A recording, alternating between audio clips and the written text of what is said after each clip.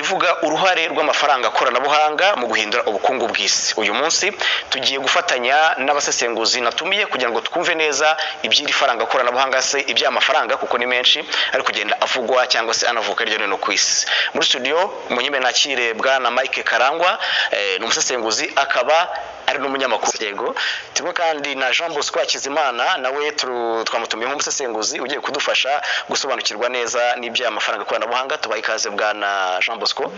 Murakoze cyane, turabashimiye. Nanjye nitwa Jean Bosco Hakizimana, nkaba nkunda gukoresha cyane ibintu bijyanye n'ikoranabuhanga, cyane cyane mu bintu bijyanye n'amafaranga koranabuhanga. By'umwihariko nkaba mfite n'itsinda rinini mpagarariye hano mu Rwanda ry'abapiyoniya, abantu bakora mining, bijyanye n'ubucukuzi bw'amafaranga y'ikoranabuhanga, cyane cyane kuri Pi Network. Murakoze cyane. Nongeye gusuza abakunzi ba Pi Network 250. Uyu munsi tugiye kuganira ku bihugu uko bigiye bikurikirana mu kumininga. Ndukuvuga turavuga ku Rwanda, tuvuge kuri East Africa, tuvuge ku bihugu bimininga cyane ku isi. Ndagenda mbaha ibihugu bike ariko mbabwire n'amakuru yabyo uko bimeze. Turahera rero muri East Africa nk'ibisanzwe kubera ko turi muri Africa. Muri East Africa rero hari umubare munini wa community. Ni ukuvuga ngo iyo tuvuze community n'abantu bari kumininga Pi. Ni ukuvuga ngo umubare munini uri mu bihugu bikurikira, harimo Kenya, Tanzania, Uganda, Ethiopia n'u Rwanda. Ibi ni ibihugu rero bigaragara kuri statistique byerekana ko bifite umubare munini w'abamininga Pi muri East Africa. Rero iyi region duherereyemo ifite umubare munini ukomeza kwiyongera kubera ko bagenda babona uburyo bwa telefone ngendanwa n'uburyo bwo kuba bagira interest cyangwa se bagira ubushake bwo kuba bakwinjira muri cryptocurrency nka kimwe mu bintu biri mu bukungu kandi bizamura ubukungu mu baturage. Iyi rero navuga ko muri East Africa tumonye ko ni Kenya, Tanzania, Uganda, Ethiopia n'u Rwanda. Ikintu rero cy'ingenzi wamenya kuri ibi ngibi ni ukuvuga ngo Kenya na Uganda, ibihugu ko ari bibiri, bifite abantu benshi baza muri cryptocurrency cyangwa se baba engaged cyangwa se bafite community nini muri cryptocurrency, kandi bikaba bifite n'abantu benshi bakoresha Pi. Ubwo Kenya na Uganda ni abambere. Rero nukubera ko ibihugu biri navuga ko biteye imbere cyane muri East Africa kubera ko bifite n'uburyo bwo kuba bw'ubukungu cyangwa se ishoramari riri hejuru rigenda rizamuka. Ethiopia rero izikurikiraho, aho rero ifite nabuyo abantu benshi bari interested muri uyu mushinga wa Pi bikurikije uko igihugu cyabo kigenda kizamuka mu iterambere muri iyi region cyangwa se muri aka karere duherereyemo, cyane cyane urubyiruko. Ni ukuvuga ngo urubyiruko rw'Abanya-Ethiopia cyane cyane nibo baba engaged cyangwa se baba attracted kuri Pi Network. Tanzania n'u Rwanda nibyo bihugu bikurikizaho. Ibihugu nabyo rero hari igihamya cyerekana ko bigenda bizamuka cyane, bigira abantu benshi binjira muri Pi Network. Ibi rero bikaba ari uburyo bwiza muri region turimo bwo kuba iyi region nayo ijyagira abantu benshi bari engaged cyangwa se baza muri Pi Network. Ubwo rero tubonye ko muri East Africa ibihugu bya mbere ni Kenya na Uganda, Ethiopia ikurikiraho, u Rwanda na Tanzania nabyo bigakurikiraho. Rero muri Africa noneho reka tujye muri Africa. Ibihugu bimininga cyane muri Africa ni ibihugu byo muri Africa navuga ko y'uburengerazuba, cyane cyane murabizi ko Nigeria ifite abantu benshi bakurikira cyangwa se bajya muri cryptocurrency, bari engaged kandi bazi ibijyanye na cryptocurrency.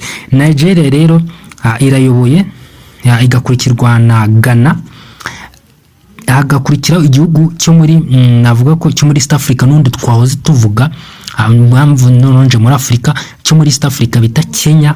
Kenya rero iri mu bihugu bya mbere muri Africa bimininga, then South Africa nayo ikazikurikiraho.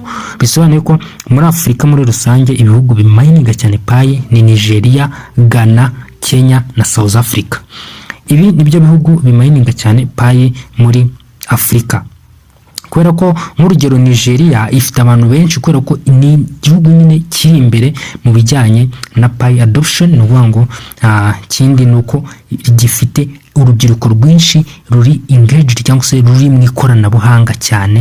Ubwo iyo tujyanye mu ikoranabuhanga hazamo no kuba urubyiruko rwatangira gutekereza uburyo rwashyira mu bikorwa iterambere rishingiye kuri cryptocurrency cyangwa se rishingiye ku bukungu bwifashishije technology. Ni ukuvuga ngo rero ikindi navuga ko aba Nigeria bari engaged, bari bafite uburyo abaturage baho basobanukirwa cyane ibintu bya cryptocurrency, tugendeye ko kandi ni na benshi bafite, ni igihugu gifite abaturage benshi. Ubwo rero kuba cyagira n'abantu benshi rero bamininga Pi ni ibintu byumvikana. Ku isi rero tugiye kureba ku isi muri rusange, navuga ko ibihugu biri imbere cyane mu kumininga n'ubundi haragarukamo n'ibihugu bya Afurika. Igihugu cya mbere navuga ko ni India.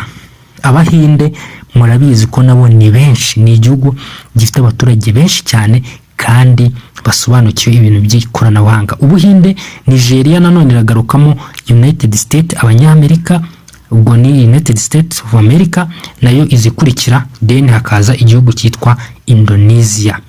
Indonesia nayo iri mu bihugu bya mbere ku isi bimininga cyane Pi, kandi bikaba bifite abantu benshi cyangwa se community nyinshi ihora iri active. Ni ukuvuga ngo abapioneer benshi bari active bamininga cyane. Ibi rero bikaba ari ibihugu byagiye bigaragara ko bifite abantu benshi bamininga Pi. Rero ku isi yose muri rusange Pi ifite pioneers barenga miliyoni 45 mu mwaka wa 2024. Izi ni statistics zerekana ko mu mwaka wa 2024 abamininze Pi barenga miliyoni 45. Ikindi abantu barenga miliyoni 45 baturuka mu bihugu 233 bigize isi. Bisobanuye ko ibihugu 233 bigize isi bifite abapioneer bagera kuri miliyoni 45 bamininga Pi. Ubwo rero mwumve ko iri faranga ni faranga rikomeye cyane kuba rifite abaturage barenga miliyoni 45 baturutse mu bihugu 233 by'isi yose. Ni ibintu bikomeye cyane. Bisobanuye ko rero izi ni za statistique nagira ngo mbereke zerekana ko abapioneer uko bagiye bakurikirana mu bihugu bigiye bitandukanye. Guys, mwibuke gukora subscribe, musharinga n'andi video nk'iyi ku bantu bayikunze, mukomeze mugubwe neza, Imana ibarinde.